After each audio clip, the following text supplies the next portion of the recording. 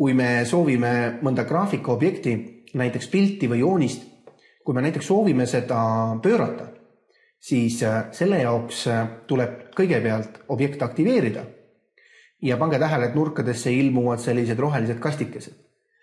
Ja nüüd, kui te ühe korra veel selle objekti peale klõpsate, siis ilmuvad nurkadesse punased mummud.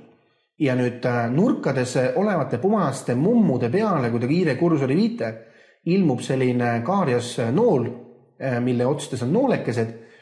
Ja nüüd hiire vasakut klahvi all hoides näete, saab ümber oma tsentri seda pilti siis vastavalt keerata. Ehk siis näiteks siit nurgast või siit paremalt nurgast. Ja siis saate seda tsentrit ka nihutada siit hiire vasaku klahviga kinni hoides. Ma näitan teile, et see tsenter on näete siin. Nii et vastavalt sellele on võimalus pöörata. Näete nurga, nüüd see ilmus siia, siit saan tagasi keerata. Ja kui see tsenter näiteks ma tahan, et oleks siin nurgas, siis ma võin ka ümber selle tsentri näete niimoodi keerata. Ja kõik oleneb, kuhu te selle tsentri paigutate. Vaikimisi on see tsenter siin keskel ja kogu see pööramine käib ümber selle tsentri, aga soovi korral võite siis kõigepealt tsentri tõsta kuhugi ja seejärel ümber selle tsentri siis seda pilti keerata.